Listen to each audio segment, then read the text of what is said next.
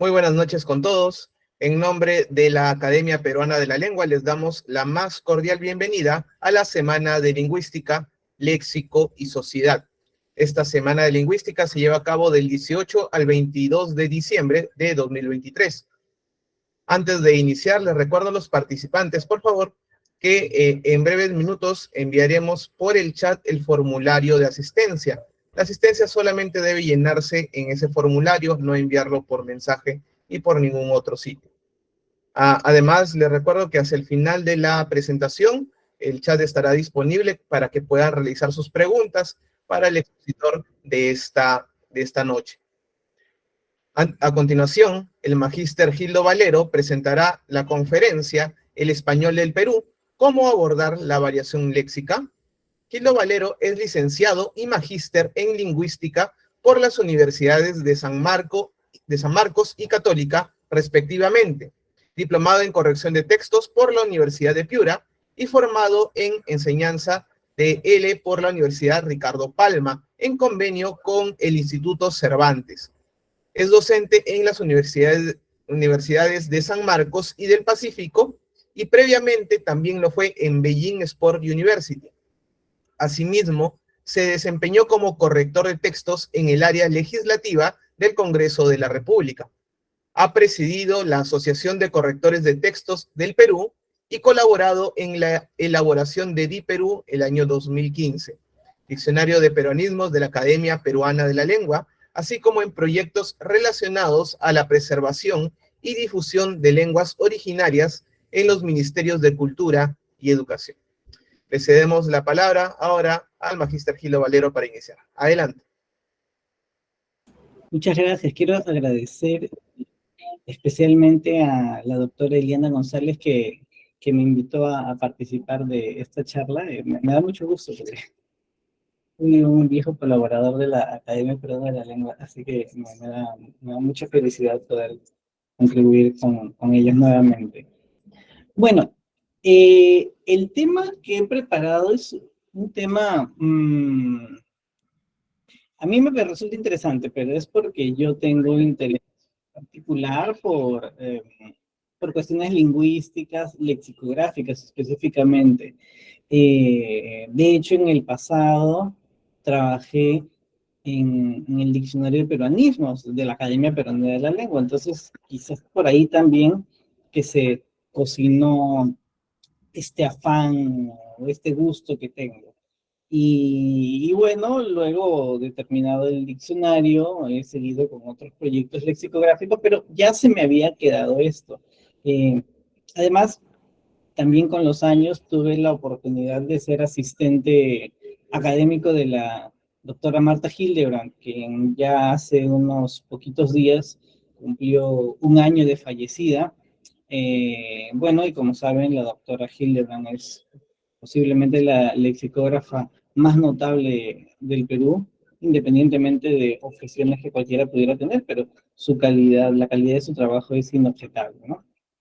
Entonces he tenido mucho este afán léxico, pero a veces pasa que, no sé, es como si la lexicografía fuera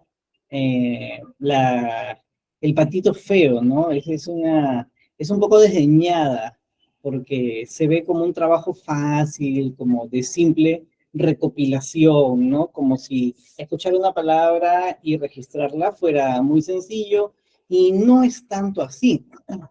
Yo creo que el trabajo lexicográfico es más bien como el trabajo de digamos, de un ornitólogo, ¿no? De un observador de aves, ¿no? Esta gente que se pone un sombrero, ¿no? Y tiene unos binoculares y se interna en el bosque solamente para observar aves en busca de aves particulares, además, ¿no? No es tan sencillo. Para el trabajo lexicográfico, una persona debe tener el oído siempre atento, ¿no? Y además bien entrenado. No porque no todos escuchamos ciertamente, pero hay que tener el oído entrenado para identificar lo que el interlocutor o los interlocutores de otras personas quieren decir. Un Yo siempre pienso que un lexicógrafo eh, es una suerte de espía permanente. Es un espía de la RAE, si quiere, o de la Academia Peruana. Es un espía porque siempre está escuchando lo que otros dicen, a ver qué de nuevo dice, o qué de innovador dice, o qué de raro, o qué de diferente, o cómo lo dice, ¿no? Entonces, ese será el punto de la charla de hoy. Es algo sencillo, pero desde mi perspectiva o desde cómo lo veo importante, y creo que reflejará en algún punto lo que quiero decir, que el trabajo lexicográfico, que en gran medida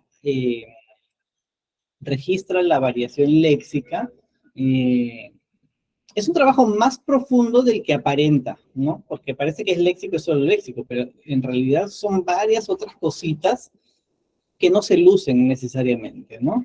Entonces, esto. Dicho esto, quisiera pedirles que en cualquier momento de su exposición intervengan. A mí no me importa que me interrumpan, pero si quizás es un poco desordenado, tienen la opción de levantar la manito y yo estoy viendo porque tengo dos pantallas, así que si me ven mirando a otro lado, es porque estoy viendo la pantalla grande, pero por acá los tengo ustedes, entonces puedo ver quién levanta la mano, de modo que si tienen alguna consulta o quieren intervenir o quizás tienen algún dato que yo no tenga, pues genial, ¿no? Porque de eso se trata el trabajo lexicográfico, de estar abierto siempre a contribuciones de los demás. Pero yo les estoy hablando de la otra pantalla y todavía no se las he compartido. Les voy a compartir mi pantalla.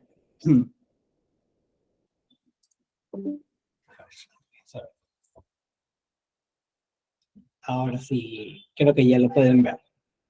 Bien, entonces, insisto, si en cualquier momento alguno quiere participar de alguna manera con algún comentario, por favor, levanta la mano, les doy pase y seguimos, ¿ya? Bien, la presentación de hoy es tan sencilla como eso. El español del Perú y corrección, ¿no? Cómo abordar la variación léxica. ¿Por qué español del Perú y por qué corrección? Vamos a empezar por el final. Corrección, porque yo soy corrector. Soy lingüista y también corrector. Ser lingüista no implica necesariamente ser corrector de textos. La corrección es un trabajo muy normativista, ¿no? O sea, se fija en establecer o en consolidar un determinado estándar que por lo general es el estándar dictado por la Real Academia Española que las academias locales replican. Eh, pero veremos que un estándar es un concepto más amplio y es un concepto variable además, ¿ya? Y entonces, este hecho de la estandarización se contrapone al concepto de la lingüística. La lingüística es por definición una ciencia descriptiva. Nuevamente, haciendo la comparación con los biólogos, un biólogo nunca va a mirar no va a mirar una polilla y le dirá, no, tú eres una mariposa, te hace falta colores. No le va a decir eso, ¿no? O de repente ve una pantera negra y dirá, tú eres un felino, deberías tener manchas, deberías estar moteado. No, no puede decir eso un biólogo, ¿no? Un biólogo ve algo distinto y tiene que describirlo, tiene que definirlo, ¿no? Independientemente, eso es una realidad, con eso trabaja con lo que hay. Pues un lingüista hace eso, describe una realidad lingüística. Un corrector trabaja el lado normativo, entonces es como las dos caras de la moneda. Y veremos en un ratito un ejemplo de las dos caras de la moneda, porque tampoco es incompatible que un lingüista en algún ámbito de su trabajo tienda a la normativización. ¿Y por qué español del Perú? Ya desde hace algún tiempo venimos promoviendo la idea de las hablas locales, ¿no? Y nuestra habla local podría generalizarse como el español del Perú. ¿Por qué decir español del Perú? O sea, no es que hablamos en peruano, no es un idioma distinto. Ah, Porque de hecho podemos comunicarnos con cualquier hablante que domine el español en cualquier lugar, Madrid, en Filipinas, en El Salvador, en la Guinea Ecuatorial, podemos hablar en español. Pero cada español tiene sus características, ¿de acuerdo? Y veremos que el nuestro también tiene las suyas. Entonces, dicho eso, veamos, porque entre tantas, entre muchas otras, una de las características de nuestro español es nuestro léxico. Eso no quiere decir que no hayan variedades más pequeñas, ¿no? Pero nombraríamos... Bien. Entonces, empecemos con un cachito de teoría, una cosa así muy general, muy general. La generalidad es la siguiente, que no solo el español, cualquier lengua tiene distintos niveles de variación. La variación, pues, es un fenómeno que se refleja en el cambio lingüístico, ¿no? Acá he puesto 3 por poner, pero podrían ser otras más. Los niveles de variación, el más evidente o el más patente para todos y en cualquier lengua en general, es la variación geográfica. ¿A qué se refiere la variación geográfica? A cómo cambian las hablas de las personas, no de las personas, de las comunidades de una localidad a otra. Por ejemplo, diremos que un piurano no habla igual que un loretano, ¿no? O sea, hay un habla típica, y diremos típica entre comillas, de la Amazonía, no de toda la Amazonía, ¿no? Pero de partes de la Amazonía, y una habla típica de la gente de Piura. Una persona de, no sé, de Cusco, no hablará igual que una persona de Lima. Una persona de Lima no hablará igual que una persona de Arequipa, ¿verdad? Entonces, allí vemos una variación geográfica. Diremos, ¿quiénes dicen chévere? Los limeños o los costeños. Pero en la selva quizás no se usa tanto chévere. O preguntaremos quizás, ¿quiénes dicen guambra o guambrillo? En la selva. Pero ni en la sierra ni en la costa se usa, ¿no? Entonces, eso ya nos revela una variedad geográfica, ¿no? Una forma distinta de hablar de un lugar a otro. Y por supuesto que ocurre en todo el mundo y en todas las lenguas. La variación social, por su parte, tiene que ver con, pues, su nombre lo dice, ¿no? Con los estratos sociales. Diríamos, entre comillas, también las clases, ¿no? Clase alta, clase baja, clase media, ¿no? Una persona de clase alta, digamos que tipificaríamos, entre comillas, como pitucos, tienen una forma de hablar, y la gente de clase baja, no sé, de barrio, digamos, tiene una forma de hablar distinta, y es tan distinta que es fácilmente caracterizable, ¿no? O sea, sin ánimo de promover estereotipos, podemos hablar, por ejemplo, del típico el Brian, ¿no? Que es un personaje ficticio que caracteriza a una clase baja, ¿no? Pero también tenemos otro personaje ficticio y también caricaturesco, diríamos como la China Tudela, ¿no? Este personaje de Rafa León, que es típicamente pituco, ¿no? Y tiene una forma particular de hablar, ¿no? Entonces ahí vemos un nivel de variación social.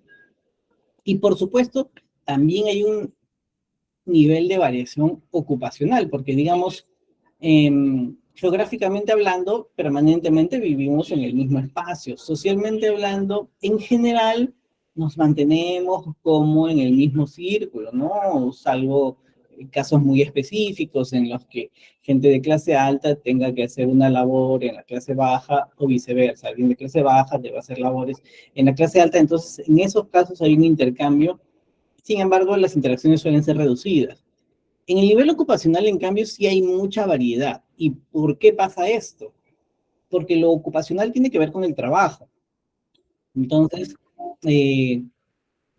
por ejemplo, ahorita, como yo les estoy hablando ahorita en mi rol docente, pero en mi rol amigo, mi forma de comunicación es otra. Quizás soy más alegre, más saltarín, más dicharachero o más palabrero, qué sé yo, ¿no? Pero hay una forma característica de hablar en el habla formal laboral, y no todos los trabajos son iguales, ¿no? De hecho, hace un rato estuve en una clase de actuación, o sea, me invitaron como profesor o observador, digamos, y los chicos de actuación presentando su trabajo de fin de ciclo, su exposición es mucho más lúdica que lo que podría ser la exposición de un egresado de Derecho, por ejemplo, ¿no? Porque las ocupaciones nos demandan algún nivel de variación. Entonces, habiendo dicho esto, que es un panorama general, quisiera que lo aterricemos brevísimamente con unos minutitos de este video que está a su disposición en internet. Es un video que preparó la Universidad Católica hace varios años ya. Sí, escuchan. Quizás no escuchan.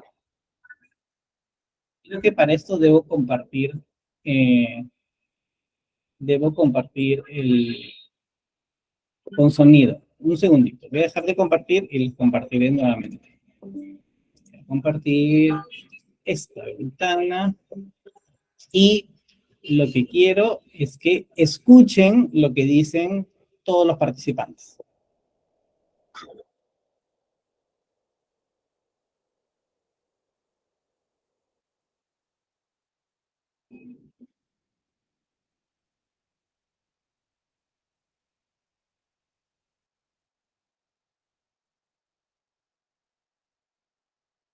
De esos tres primeros, ¿cuál les parece que es peruano?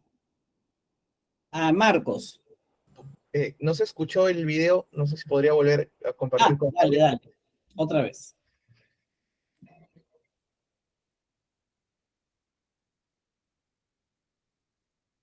Mónica. ¿Se escucha? No se escucha. No se escucha. Voy a volver a compartir de algún otro modo, ¿ya? A ver. Tengo que compartir la pestaña. Ya. Acá está. Ya. Sí. Ya está. Ahora sí van a escuchar.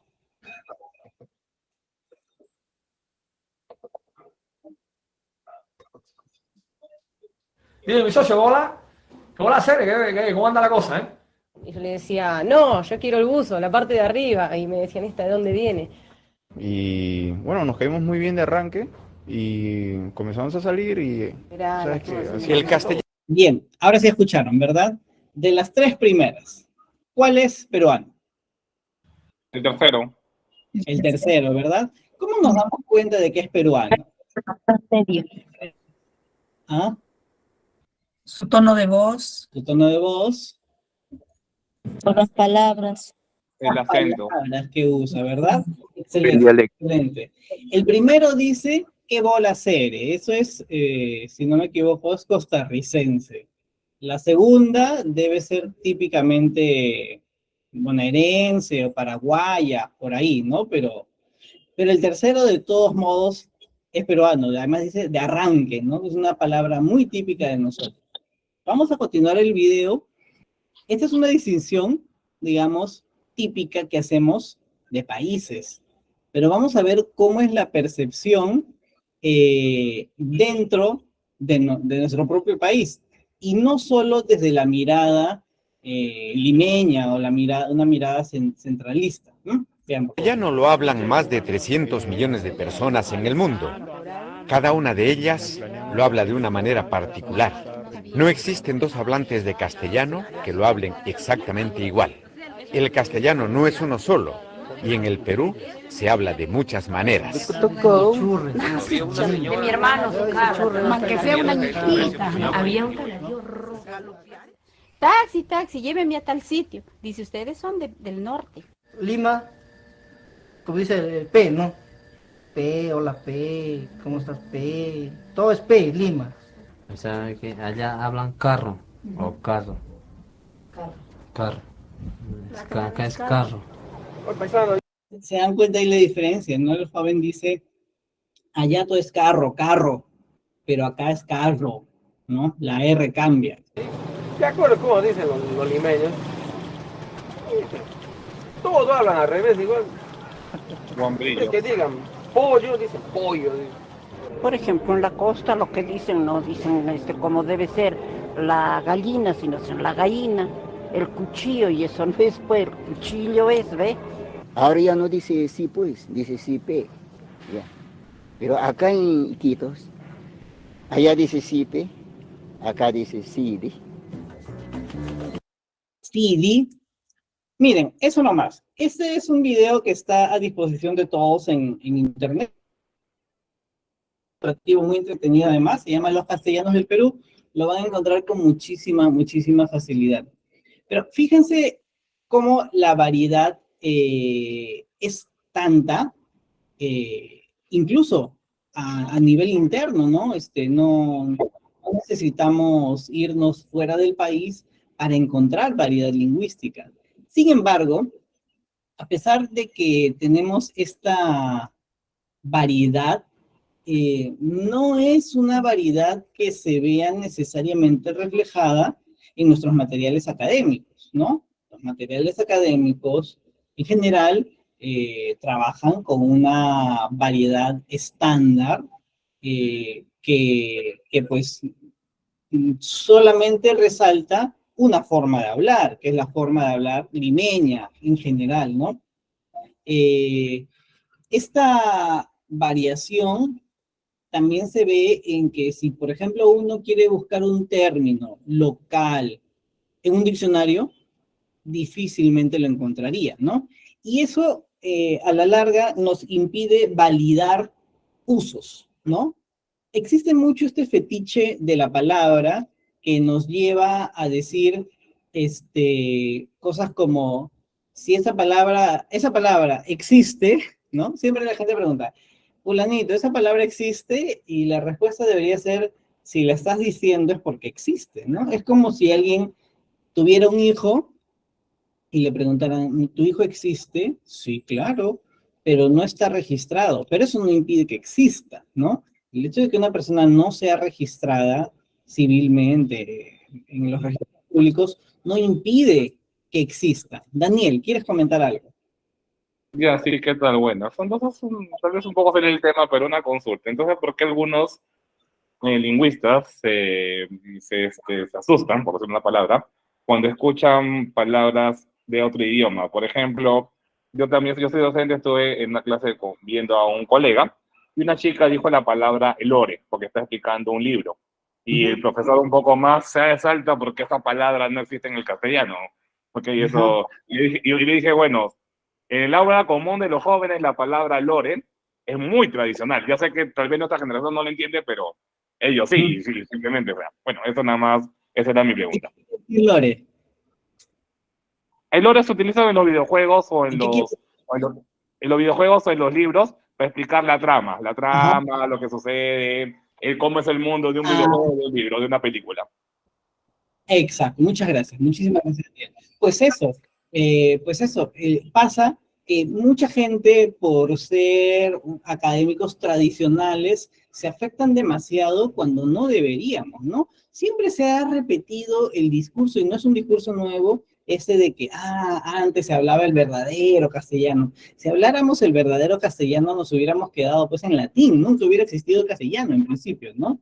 Debemos abrazar el cambio, y por eso yo les voy a traer algunos ejemplos, formales e informales, porque también tengo ejemplos de las hablas juveniles, porque los jóvenes son quienes normalmente promueven el cambio. Eso es una cuestión generacional, así como nosotros somos testigos de cómo los mayores censuran a los jóvenes o a los estudiantes, también nosotros recordaremos cómo nuestros padres nos censuraron a nosotros, nuestras formas innovadoras, y ellos a su vez habrán sido censurados por sus propios padres.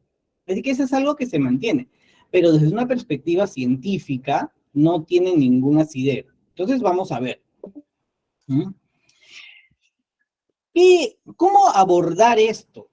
El primer abordaje es mediante los diccionarios de regionalismos, porque si solamente vamos a confiar en el consagradísimo diccionario de la Real Academia Española, el DLE, Diccionario de la Lengua Española, pues nos va a faltar muchísimo que abordar, ¿no? El diccionario es un material limitado y el español se habla en más de 20 países, ¿no? Difícilmente estarán allí todas las palabras. Entonces, es un diccionario de la lengua española, diríamos,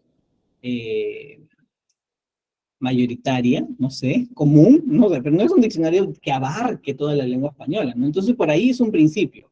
No debemos decir si está en el diccionario, no. consultemos también otros diccionarios, pero el hecho de que no esté no implica que no exista. ¿Por qué he puesto este libro?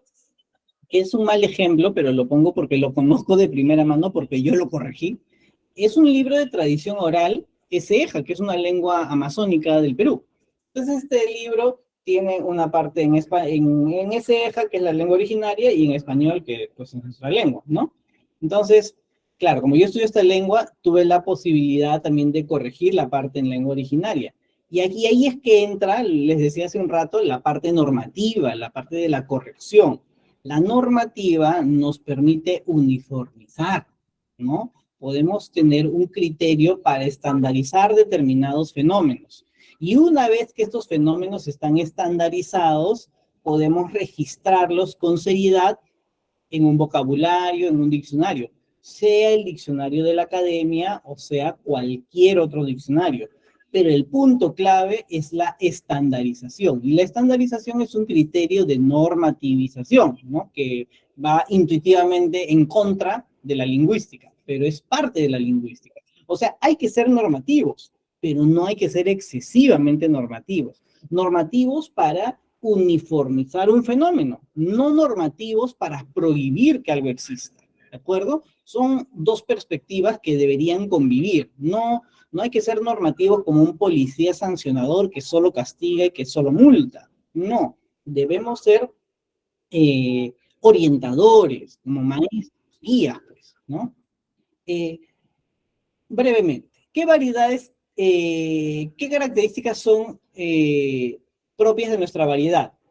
El léxico es lo evidente. Todo el mundo se da cuenta. Ah, la gente de Piura dice churre. La gente de la selva dice guambrillo. La gente de la sierra dice guagua. La gente de la costa dice niño, chibolo, ¿verdad? El aspecto léxico es un aspecto bastante evidente. Creo que allí nadie lo va a discutir y eso caracteriza las hablas locales. Pero hay algo que no es tan evidente y es el sistema fonológico, es decir, cómo se procesan los sonidos a nivel mental. No tanto como pronunciamos, porque la pronunciación puede ser variable. Por ejemplo, un argentino dirá pollo, pero un peruano dirá pollo, o pollo, o como sea nuestra variedad. Pero allí la pronunciación es superficial, no cambia en nada. O sea, nosotros entendemos automáticamente. Y lo que decimos a nivel lingüístico es que eso no altera el significado. Pollo y pollo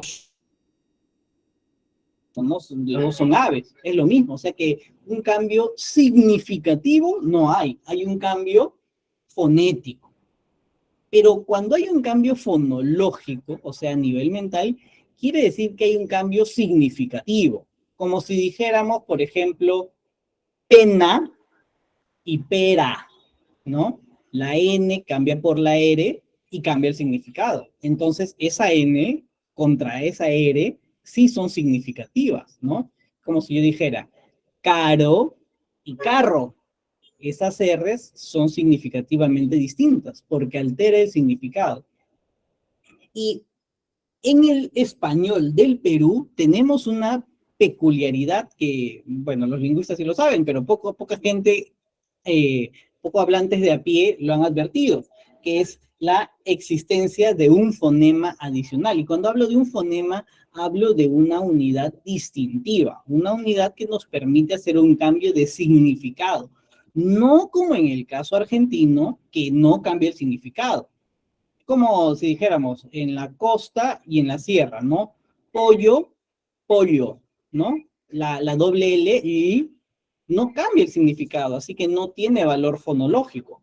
En el caso argentino, la sh, ¿no? Pollo, pollo, no cambia el significado, de modo que no tiene valor fonológico. Pero en el Perú sí tenemos una sh que tiene valor fonológico y que efectivamente cambia el significado.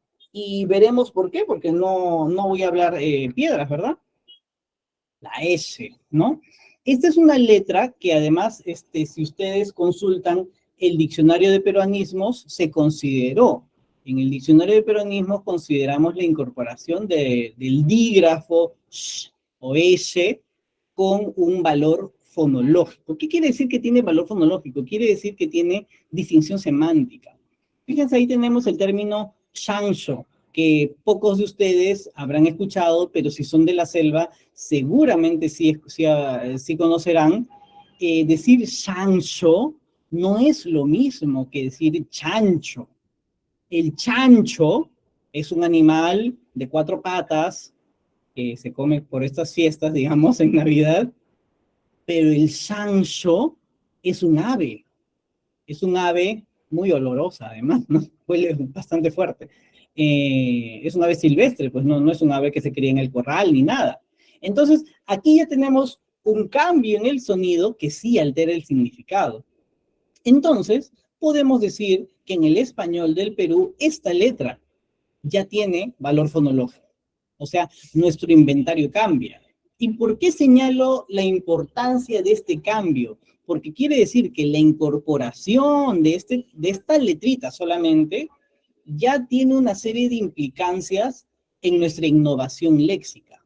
Será un elemento productivo. Por ejemplo, varios de ustedes recordarán el caso del célebre delincuente juvenil Gringallo, ¿no? El delincuente más joven del Perú, ¿no? ¿Qué quiere decir Gringallo? Es una forma cariñosa de referirse al gringo, ¿no? Alguien le dicen de cariño gringo y en lugar de decirle gringuito, le dicen Gringallo. Leonidas, ¿quieres comentar algo? Sí, quería, bastante me interesa lo que es la parte de los dialectos, porque yo soy de Huánuco, de una provincita de Mayubamba, ¿no? Entonces, ahí había un cierto estudio de parte de mi hermana, que también es de comunicación, sobre los dialectos. Como usted dice, de cada comunidad hay un dialecto. Ahora, yo pienso que esos dialectos no se puede confundir con lo que es las jergas, ¿no? ¿O sí?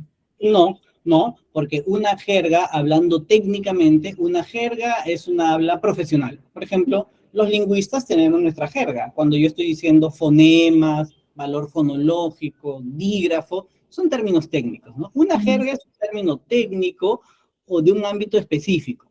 No es tanto el habla de los jóvenes, de las pandillas, no. Eso no es una jerga. Puede ser, pero una jerga no necesariamente tiene valor despectivo. Lo que usted señala es una variedad lingüística o un dialecto, pero no una jerga. Una jerga es un habla especializada con un propósito.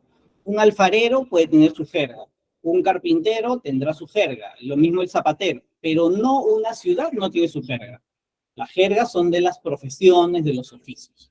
Bueno. Y dígame, y los dialectos, por ejemplo, mi papá trabajaba en el río, ¿no? Lejos, más o menos, pues, ¿qué le digo? 5 cuadras. Y la costumbre, pues, vamos a decir que era niña, ¿no? Entonces mi mamá me decía, a ver, anda, llama a tu papá para almorzar. Y no es como que acá, pues, no es distinto el lugar, ¿no? Yo a mi papá no lo voy a gritar, papá, no, me van a decir que estoy loca acá, ¿no? En cambio allá no, papá, claro. El hijo, ¿no? Y hablaba pues tantas asas hasta que me escuchan, ¿no? Claro. Y entonces eso también es una jerga, ¿no es cierto? Ahí no, eso es una forma de hablar, ¿no? Eso es un recurso, no, pero no es una jerga. Una jerga es una habla especializada. ¿Es un dialecto entonces? El dialecto es una variedad lingüística. Una forma, el español de Lima es un dialecto, el español de Arequipa es otro dialecto. Esos dialectos son lenguas, partes de lenguas, digamos. Gustavo. Buenas noches. Quería preguntarle, ¿y el argot es lo mismo que la jerga? Es lo mismo que la jerga, es lo mismo que la jerga, sí. Sí, en términos sencillos es lo mismo, dependerá de la teoría, pero en términos sencillos es lo mismo. Diego, y luego continuamos. Hola Gildo, ¿qué tal? Cuando mencionas que el sonido sh, ¿no? Que está en Chancho y Gringallo, parte del castellano o del español del Perú, en este caso, ¿cómo lo entiendes como el español del Perú? Porque, por ejemplo, en Lima, me parece que muchos no distinguimos ese sonido sh, porque he escuchado que dicen gringacho o, por ejemplo, cho. Entonces, la idea de español del Perú es como general porque hay como más bien, tú mismo en el video pusiste castellanos del Perú. Entonces, chancho y chancho sí es sí tiene un valor, ¿no? De fonema que se distingue de la che en ese castellano regional.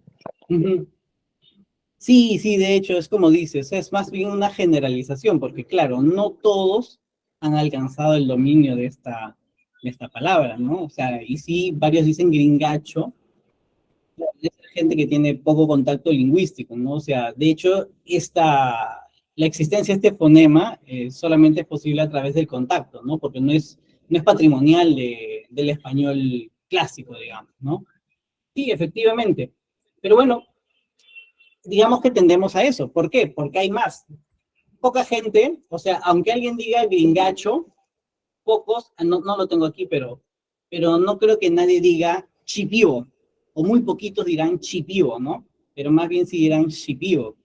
Es más común, más conocido, ¿no? También poca gente dirá cherete, ¿no? En lugar de xerete, ¿no? Que es el marido de alguien, ¿no? Pareja sentimental, ¿no? Entonces, por ahí va la cosa, ¿no? Entonces, ¿dónde encontramos estas fuentes, no? Porque ¿dónde encontramos un respaldo académico? Pues los diccionarios de regionalismos, como el diccionario de americanismos, que está en línea, ¿no? Ustedes pueden consultar ahí mismo donde consultan el diccionario de la Real Academia, pueden seleccionar el diccionario de americanismos y aquí tienen mayor variedad, pero en el diccionario de americanismos no van a encontrar palabras como mesa, como zapato, pero sí encontrarán palabras como chancho, como xerete, ¿no? Porque los diccionarios de americanismos registran las palabras propias de América, pero a la vez que no corresponden al español general. Veamos otro. El diccionario de peruanismos, que es el diccionario de la Academia Peruana de la Lengua, que también ya está en línea, que registra palabras del Perú, que se usan en el Perú, pero que no son propias del español general. Diremos, por ejemplo, oyuco, vincha, cancha, ¿verdad? No sé, palabras que no son generalizadas, pero que nosotros usamos. Calato, por ejemplo, ¿no? Y ahora, ¿por qué he puesto el diccionario central, que es un diccionario del español de México, que es un diccionario integral y que quizás por ahí responda un poco a la consulta de Diego? Los diccionarios de ismos, como los diccionarios de americanismos o el diccionario de peruanismos, chilenismos, cubanismos, etcétera, todos los ismos, son diccionarios diferenciales, ¿no? Pero que se miden todavía sobre un supuesto estándar, ¿no? El estándar del español general, que ¿dónde termina? ¿Dónde empieza? Un poco raro. Pero más en el pasado, hasta hace muy poco, en verdad, se medía con las hablas peninsulares, ¿no? Tanto es así que el diccionario de la Real Academia, el diccionario de la lengua española, no tenía marcas para los españolismos. O sea, por defecto, cualquier palabra que se dijera en España era una palabra del español general, ¿no? Al punto que teníamos el caso trágico de que la palabra papa se definía en la palabra, ¿cómo era la palabra para papa en español general? Para patata. No, o sea, no tiene ningún sentido. Un producto oriundo de Sudamérica se define en una palabra que ni siquiera empleamos, ¿no? Entonces, allí vemos una orientación ideológica hacia un centralismo inexistente, ¿no? Entonces, un diccionario como el Español de México recoge tanto palabras generales como mesa, zapato, perro, pero también los típicos mexicanismos, diríamos elote, no sé, güero, etcétera, ¿no? Palabras típicas, ¿no? Pero palabras que se usan en el ámbito regional de México. Sean generales, en el sentido, nos oponemos al español general, o sean locales, en el mismo sentido, ¿no? Nos oponemos al español general local, ¿no? Entonces, por ahí va la orientación. Pero, ¿por qué es importante que tengamos este enfoque? Porque tengamos una ideología o tengamos otra, vamos a optar por algún tratamiento. Fíjense, por ejemplo, cómo se registra en el diccionario de americanismos la palabra kushma, que la gente no dice kuchma, dice kushma, ¿no? La kushma es una túnica, ¿no? Que se usa en la selva, ¿no? En el diccionario de americanismos, kushma está registrado con letra cursiva. ¿Qué implica que tenga letra cursiva? Implica que tiene el tratamiento de una lengua extranjera, ¿no? Que no es una palabra propia de nuestro acervo lingüístico, ¿no? Es como si dijéramos, no sé, póker, o no sé, fixture por el calendario deportivo, préstamos lingüísticos, whisky, marketing, ¿no? Que son palabras traídas del extranjero, entonces registramos esa anomalía utilizando la cursiva, ¿no? ¿Por qué? Porque hay una concepción de que no corresponde al inventario fonológico. En cambio, el diccionario de peruanismos, que sí considera el fonema sh como propio de nuestro acervo fonológico, lo registra en letra redonda porque intrínsecamente acepta que es parte de nuestra forma de hablar, ¿no? Entonces, allí ya tenemos una primera decisión. ¿Cómo vamos a tratar? ¿Vamos a aceptar ese término? ¿No lo vamos a aceptar? ¿Lo vamos a tratar como propio de nuestro acervo? ¿Lo vamos a tratar como un elemento extranjero, extranjerizante? Ahí hay una concepción, ¿no? Esto para decir simplemente que detrás de un diccionario, del registro lexicográfico, hay una cuestión ideológica también que va más allá del mero registro y que implica una reflexión. Y esa reflexión, les invito a que hagan esta reflexión también en sus aulas o con sus familiares al momento de pensar en si se debe censurar o no. Si tendemos a la normalización, como era la política lingüística pasada, o si tendemos a la apertura, a abrazar la diversidad, como es una política de mayor respeto, y además es una perspectiva científica, además, ¿no? Sigamos. Uy, se me murió el mouse. Vamos por acá. Quiero que vean, por ejemplo, un caso real de cómo tratar la variedad lingüística, ¿no? SERUMS es el Servicio Rural y Urbano Marginal de Salud. Ustedes pueden preguntarle a la RAE, pueden preguntarle a Fundeo, pueden preguntarle a quien quiera y nadie les va a decir cómo se escribe esta palabra, porque solamente se usa en el Perú. Solamente se usa en el Perú. Entonces, un lexicógrafo, una persona interesada, tendrá que brindar una respuesta, pues, acorde con la normativa, pero también acorde con la realidad. Y la realidad es que SERUMS es un acrónimo, ciertamente, pero también es un sustantivo común, y eso se los voy a demostrar ahora.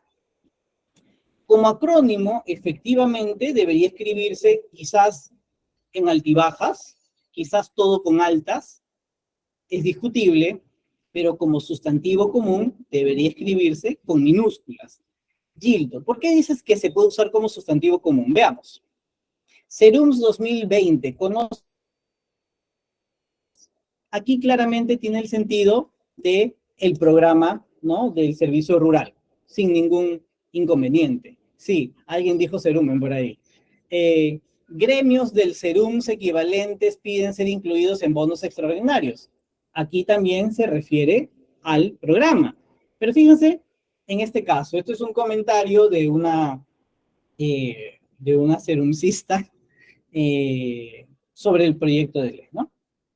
Hoy estoy haciendo mi SERUMS, eso es mi servicio, y aquí ya vemos un uso sustantivado, tan sustantivado que tiene un posesivo delante, ¿verdad?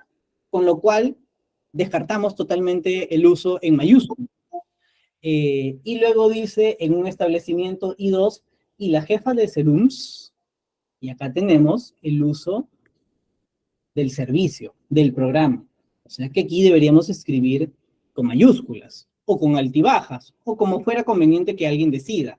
Pero vemos que en un solo caso, en un solo ejemplo, tenemos los dos casos, ¿no? Tenemos el caso de SERUMS como programa, en cuyo caso es un uso más bien como nombre propio, y en el otro caso es el uso del SERUMS como sustantivo común. Y acá ya viene el dilema. ¿Cómo usar? ¿Quién resuelve esa duda? Bueno, la primera llamada es la Academia Peruana de la Lengua. Los segundos llamados y los que nos interesamos un poco fuimos a raíz del caso de SERUMEN, que lo dijo el candidato Forsyth, ¿verdad? Y nos interesó mucho porque movió mucho la duda, y por eso es que decía que uno tiene que estar con el oído atento siempre. Propusimos lo siguiente. Ah, no lo puse. Aquí está la respuesta.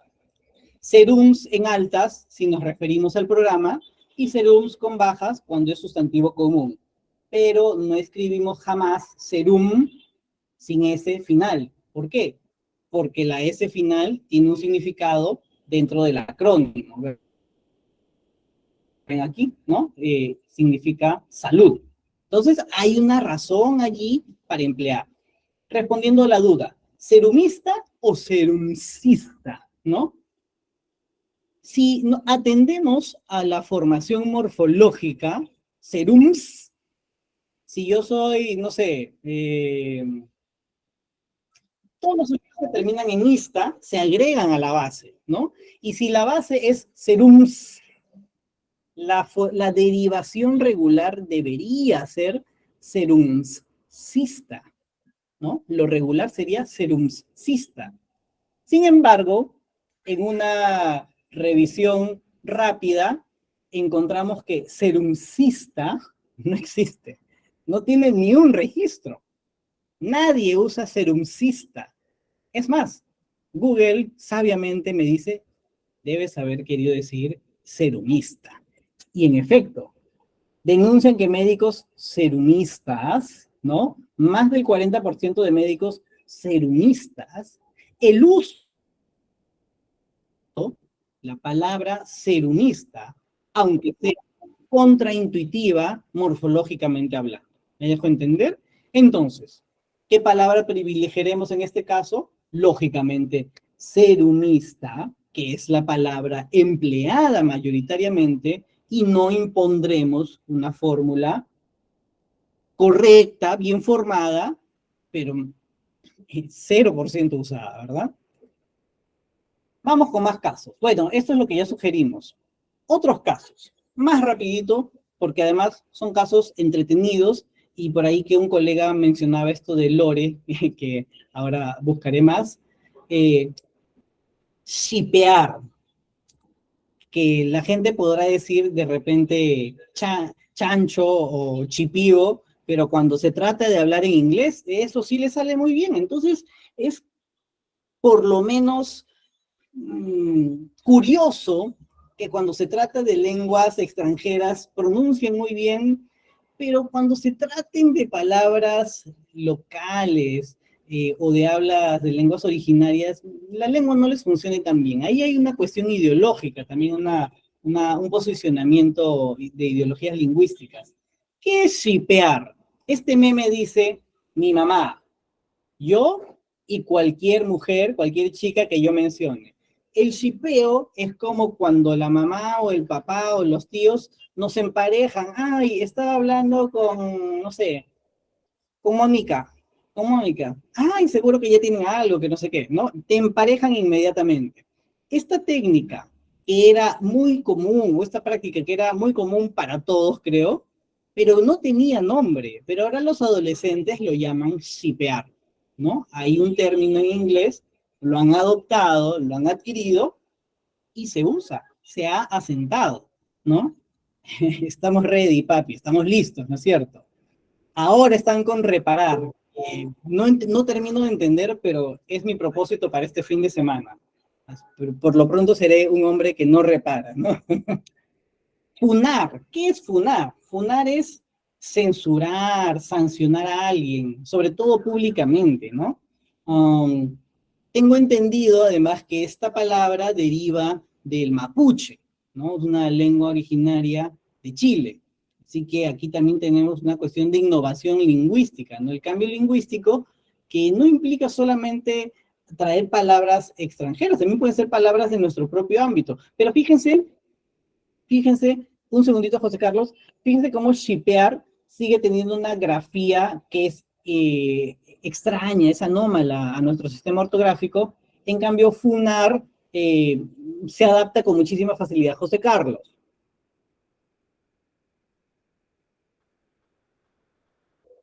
O bueno, si no, seguimos.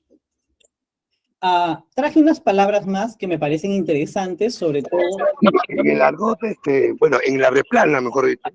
En la replana, también es estar alerta, pero delincuencialmente, ¿no? O sea, el criminal dice funar justamente cuando debe ponerse alerta.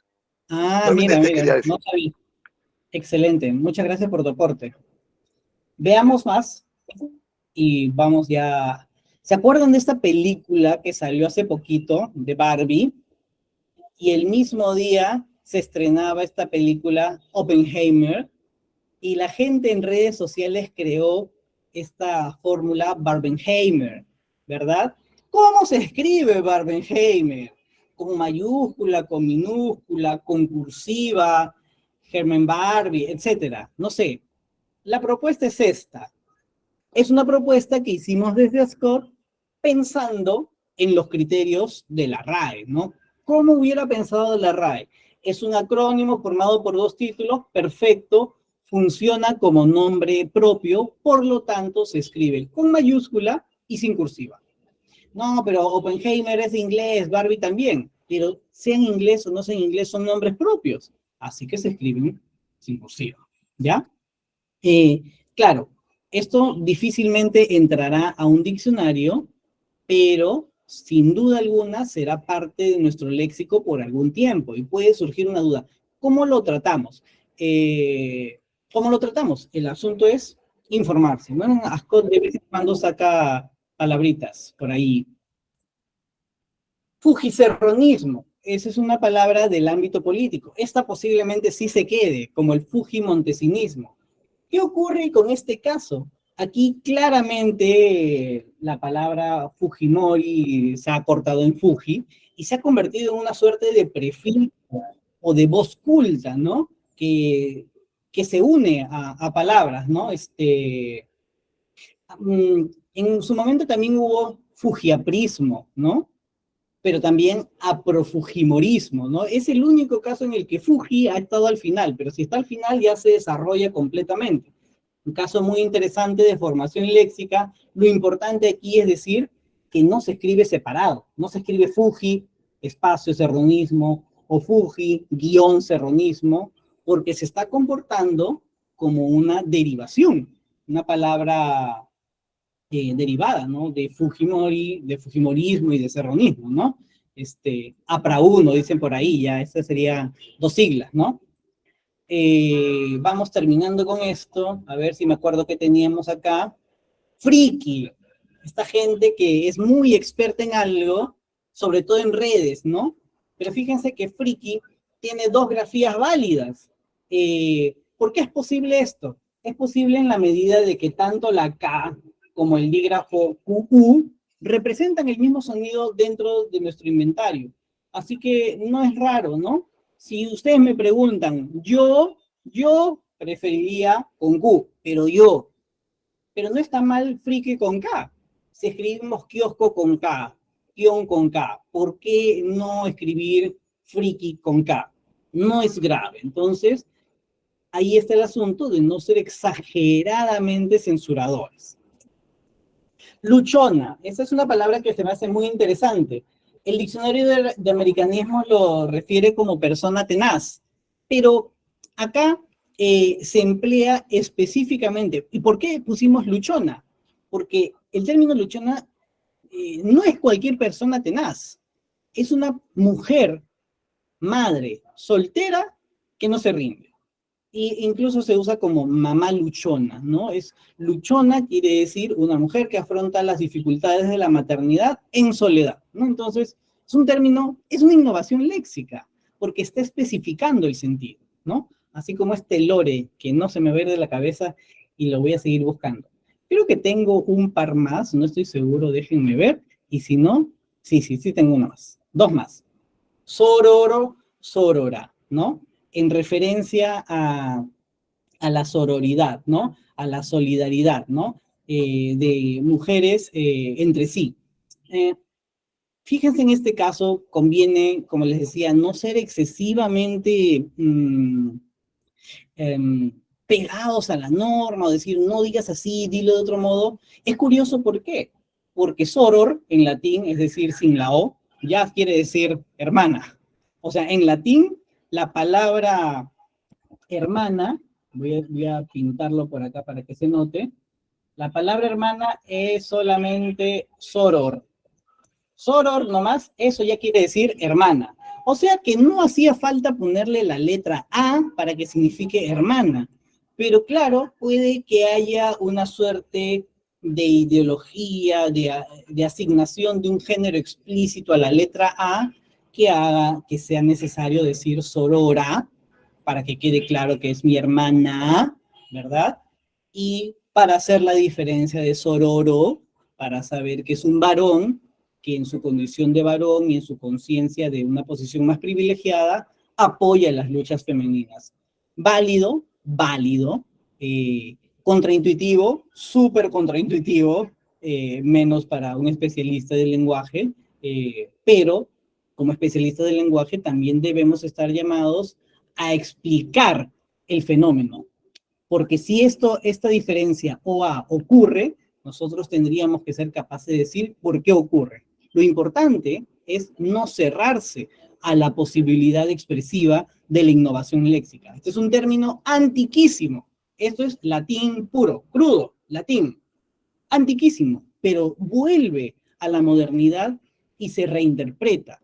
Así que eso también califica como innovación léxica, aunque no lo parezca, aunque fuera un arcaísmo renovado en todo caso. Ahora sí, la última.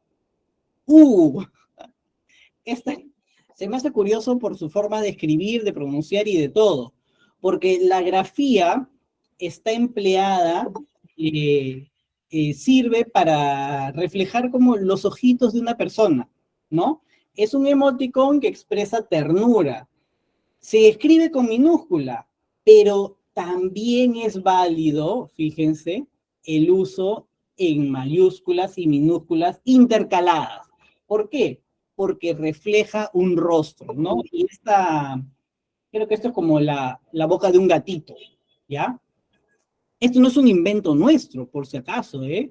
Estas son recomendaciones que hace la Real Academia y la Asociación de Academias de la Lengua Española en su libro de estilo de la lengua española, donde se incorporan recomendaciones para el uso de la lengua en ámbitos digitales. Ya saben que en el mundo digital esto abunda, es notabilísimo. Y de paso, porque ya no es parte de la presentación y con esto vamos terminando, les sugiero también que no, si les toca, que no sean tan censuradores en las comunicaciones digitales. Fíjense que las comunicaciones digitales tienen su propia gramática. Yo les voy a escribir algo ahorita. Yo podría decir, por ejemplo, termina la charla, ¿no? Termina la charla y ceno. Y por ahí alguien dirá por 2, y luego alguien por 3, por 4, por 5, ¿verdad? Esto es un atisbo de gramática, porque la gente ha entendido que ya no tienen que decir bis, que todos bis, que podría ser lo mismo, si no están entendiendo que alguien ya dijo, y es como si dijera suscribo, ¿no? Me sumo, me auno, ¿no? Hay ahí un orden. Entonces, cuando a veces censuramos la forma de comunicarnos en redes sociales, estamos de otra forma haciendo lo que hacían nuestros padres al censurar nuestras formas de comunicación. Y estamos privando o impidiendo un trabajo ocioso, ¿no? Que no tiene ningún sentido, que los jóvenes, hijos, sobrinos, quienes fueren, ejerzan su legítimo derecho a usar su lengua como les venga en gana, ¿no? En el ámbito académico es distinto, pero como les decía, justo me venía de una presentación, de una clase de teatro, la expresión en el mundo del teatro, la formalidad es distinta. Así que quizás la variación léxica, como ven ustedes, que tiene muchas aristas, ortografía, etimología, ¿qué más hemos visto por acá? Hemos visto precisión léxica, ortografía, derivación, composición, préstamos, todo, de todo se puede ver en la innovación léxica. puede salir por todas partes. Lo importante es estar abiertos a ese cambio, que no nos asuste y más bien pensar, ocurre este cambio, ¿cómo lo procesamos? ¿Cómo lo normalizamos? ¿Cómo lo estandarizamos? Pregunta, Stanley, ¿en el marxismo señalan algunas partes de la superestructura de la sociedad? Me parece muy complicada tu pregunta. Para mí, lo siento, no voy a...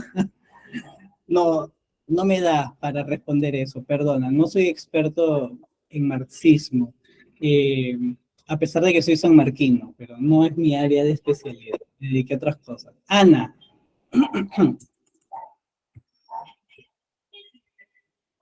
Ana. ¿O no? Bueno, y si nadie quiere participar, eso sería todo y les agradezco mucho.